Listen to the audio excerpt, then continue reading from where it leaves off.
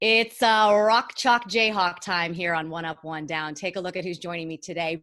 Bill Self, Coach Self, one of my favorite people to cover in college basketball, not only because his environment is so great, because he's so cool as well. Coach, thanks so much for joining us. How have you and your family been doing during this time? We've done well. You know, we have a daughter that's 29 and her husband, they live in Richardson, Texas. And the worst thing about that is they're all healthy, but they just gave us our second grandchild about a month ago. So, you know, it's hard not being able to see her and the 2-year-old.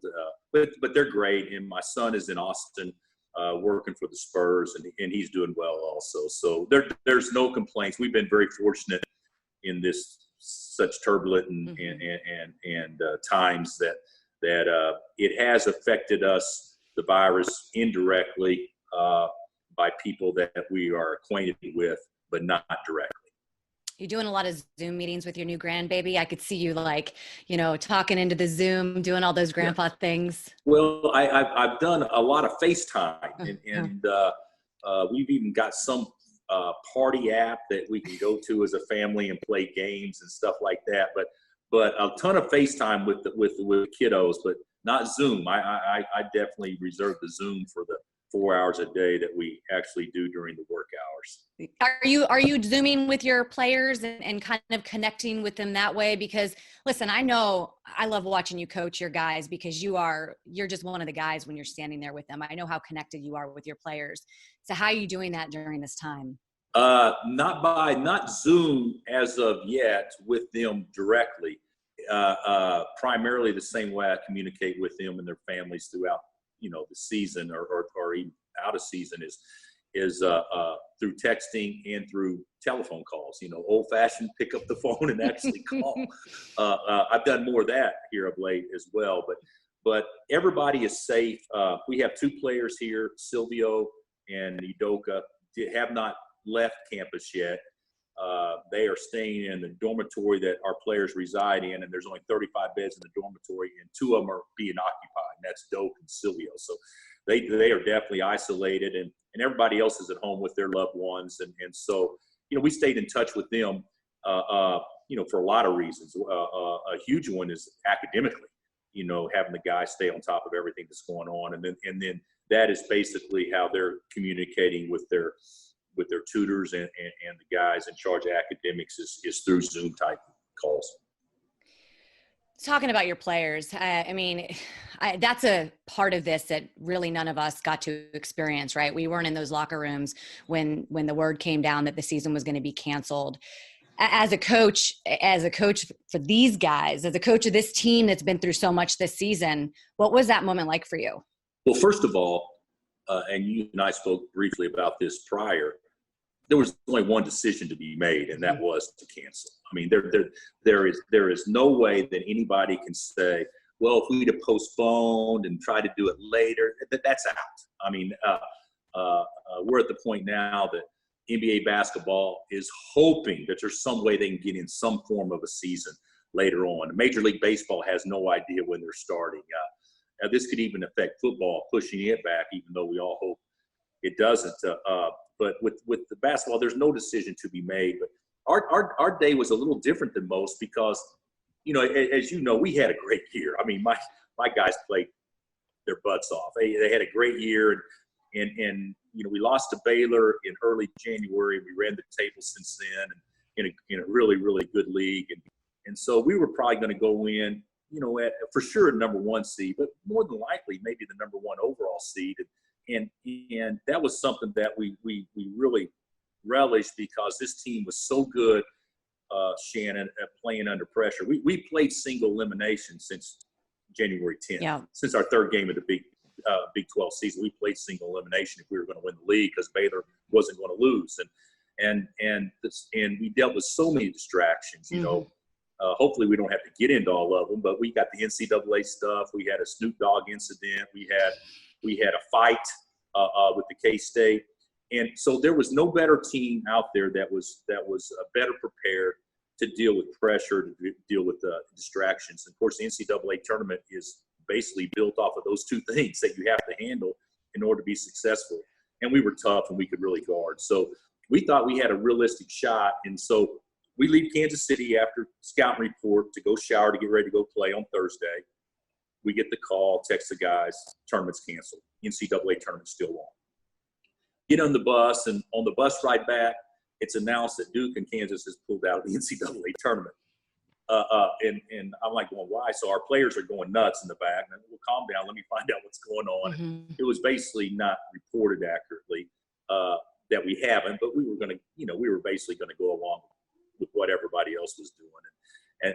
And then we're under the belief with my limited sources, but, it may be modified in some way, shape, or form, but we're still going to try to have the tournament.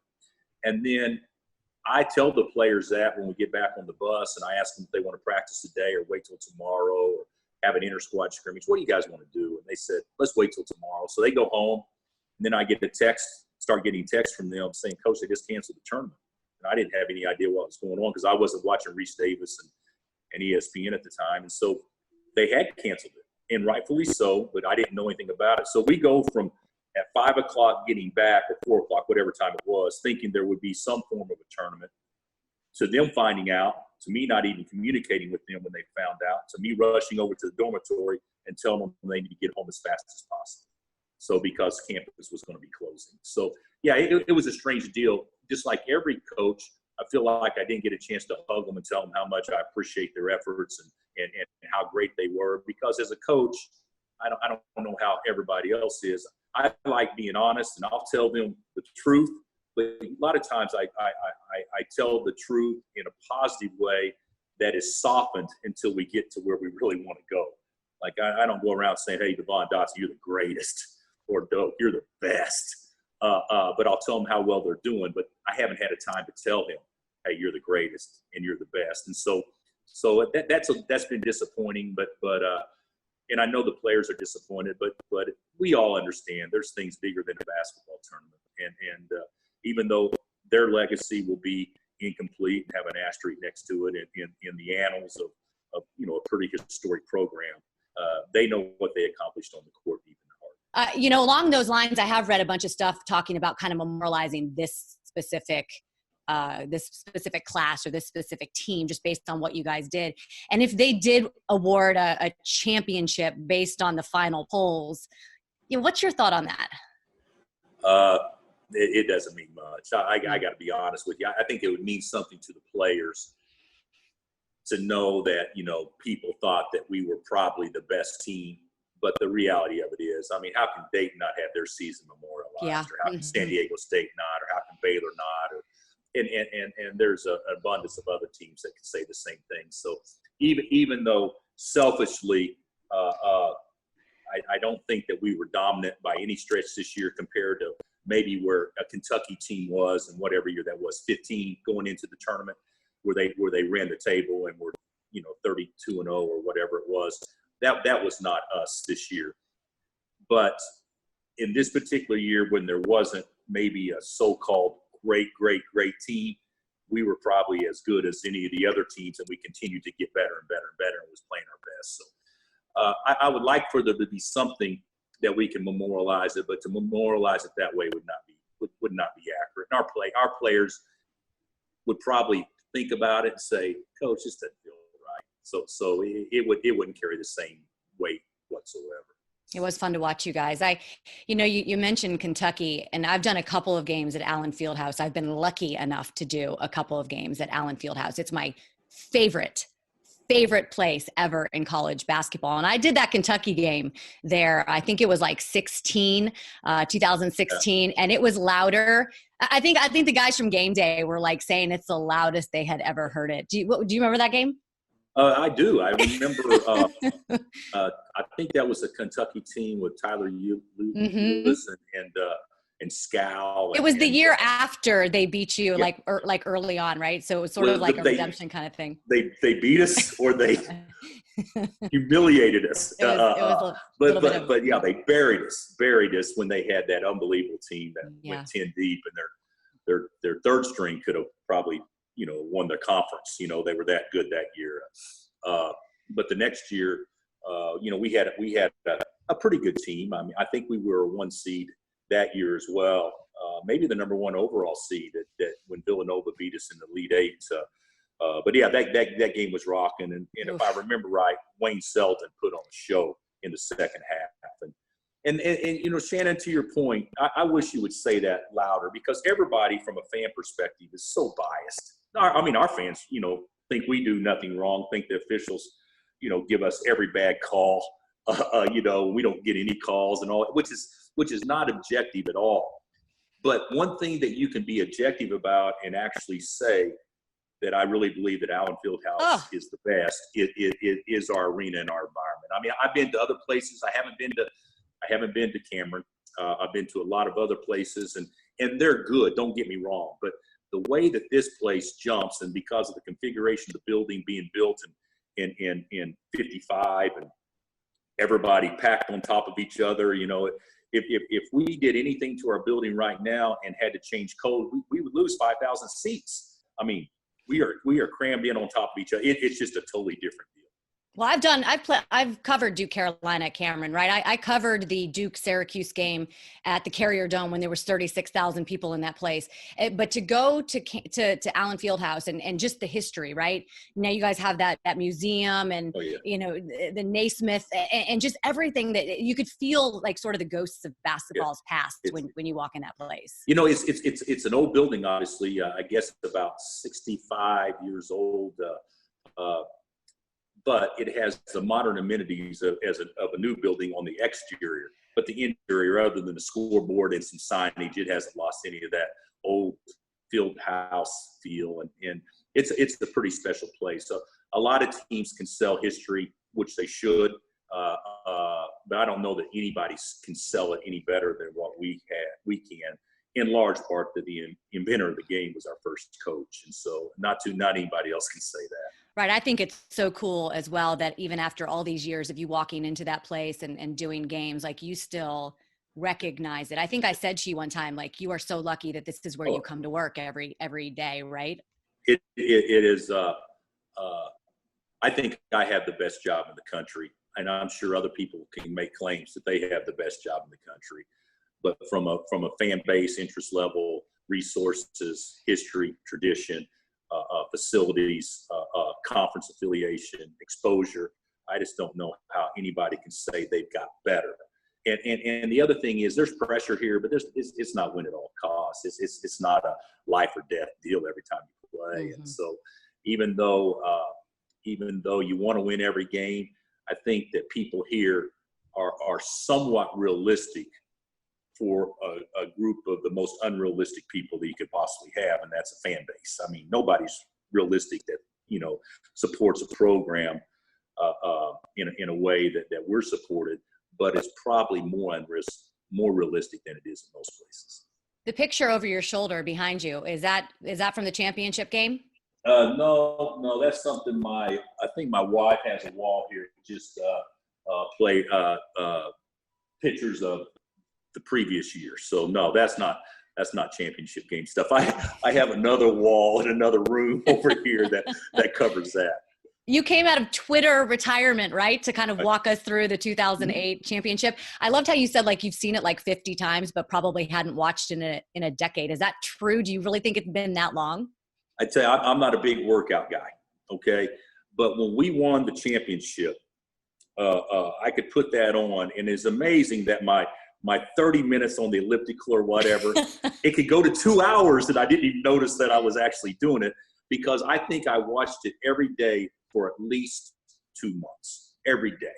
And since then, I don't think I've watched it since. And so there were some things when I was watching the game, I mean, obviously I didn't prep at all, which I'd never do, but there were some things that I was watching that I didn't realize, and I kind of forgotten that it happened. And so that was fun. And I'm not big on social media or tweeting. I think I've tweeted like 300 times ever, and I think 250 were probably done by somebody else at some particular time.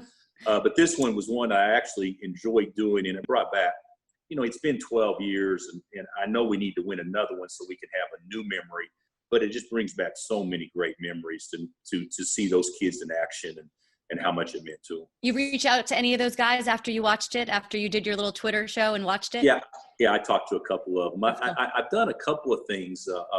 I've done some things that they're calling them self perspective, which is for obvious reasons. But I've taken some key games over our time here, and basically did a chalk talk session where I'm doing a film review, where I'm sitting down and saying, "Hey, Sharon, can you believe he did this? He knows better than that. I mean, why did he help uphill? Why did this happen? You know, I can get on the guys now." And I've had a lot of players text me, say, "Coach, I just watched that. I can't believe you ran that play for this guy when I had already made 5 threes in the second half." I mean, so it's been kind of fun to do that stuff. But it's just a kind of way to stay connected and actually spend some time and give our fan base some content in a time which they feel like they were cheated, just like the players did. So I love, one of the cool things about my job is I get to be right there on the court with you guys, and I get to see how you coach, interact with your players. And one thing that's always stood out to me about your interaction with your guys is you'll be like standing in the huddle, and it's almost like you're just one of the guys. I know you get on them and you make the corrections, but there's just this sense of kind of like brotherhood with your players. Do you sense that? Is that a style that you kind of got from somebody? I don't think that very many of my present players would echo those same sentiments that you have. I do think this: the bigger the games, the later in the games, the more you're one of the guys. In a way where, like to me, I can really get on the guys pretty hard early in the season. I can get on them hard early in a game, but after you've kind of been taught what you're going to do and everything, and they're at least attempting to do what you want them to do, I don't really get on to them in a way as it is maybe just talk or correction. And it's amazing to me. I watch a lot of games, and I think a lot of coaches have the same philosophy, but very rarely do I get on anybody late in the game because we got to win the game. That's the focus, is winning the game.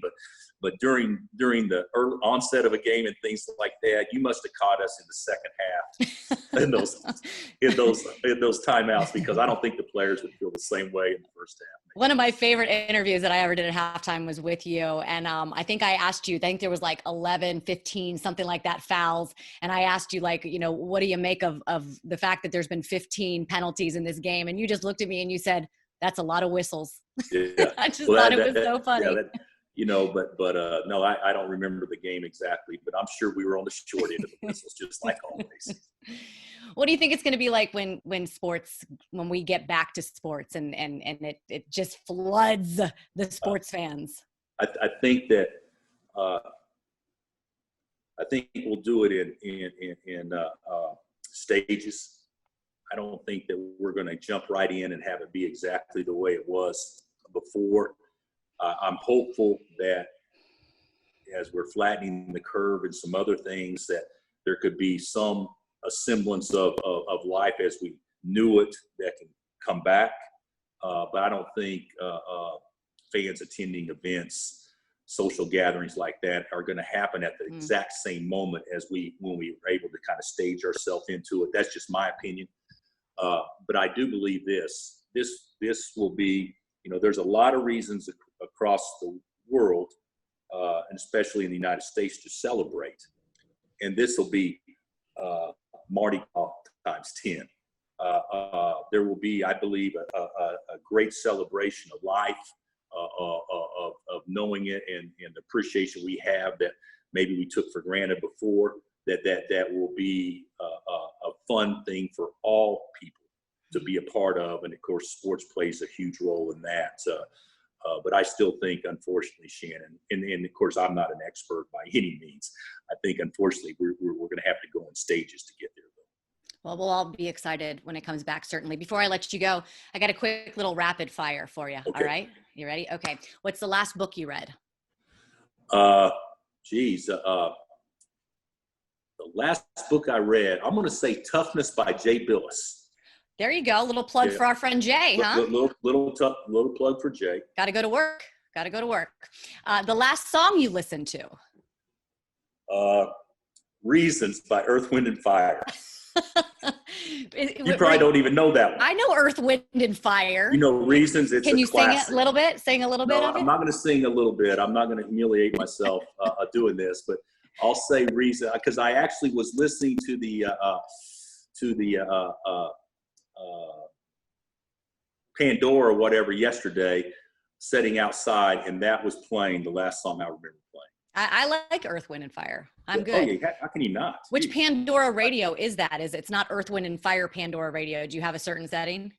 No, I listen to Earth, Wind, and Fire. Oh, I actually go to Earth, Wind, and Fire. They actually have their own station or whatever setting it's called, but they'll throw in some others as well. But that was the last one I remember. All right, I'm gonna check that out today. One thing that you've done over the past few weeks that you really never did or never did at all. Social media. Really? Oh yeah. Well, you had a little break. That's true. I haven't done, and I'm not a technology guy at all, and it's embarrassing to say that, but I've actually become decent in being able to communicate with people other than just picking up the phone and calling. All right. If you could play a pickup game one-on-one with one person dead or no longer here, who would it be? Well, my idol was Larry Bird. So, and to think of him in his prime and me in my prime, that would, if we played to 15, that would be 15 zip probably. But I would say that he's the guy that I admired his game more than anybody. Thank you, Coach. Rock Chalk. My friends that are KU fans are going to be very happy to see this interview. So, and you also wore your Jayhawk or Wildcat, but whatever it is, or Blue Devil Blues. You're pretty safe wearing that today. My first basketball game that I ever worked, I went to a practice. It was a Tennessee practice, and I was wearing this color, and I got yelled at. And it was like, I had never really realized, because I didn't cover college sports before I started covering college sports, that you can only, I went to an Ohio State practice one time wearing blue, and they made me change my shirt because I was wearing a blue shirt, and they do not let you wear any blue. Well, if it's navy blue, you can't wear that at Ohio State. Well, I didn't know. So who was the coach that got on to you at Tennessee? Bruce Pearl. Bruce Pearl said, yes, he did. He said, you can't wear that blue shirt in my practice. He was like, Tennessee orange everywhere. That is pretty obnoxious orange, though. There's a lot of orange there at Tennessee. Yeah, I have a lot of Tennessee shirts that they've sent me over the years. So I do have that beautiful color orange for the volunteer fans. Thank you, Coach. I appreciate it. Be safe during this time. Okay, you too. For the best access, perspective, and personalities in all of sports, follow us at Fox Sports on Twitter, Facebook, Instagram, and YouTube.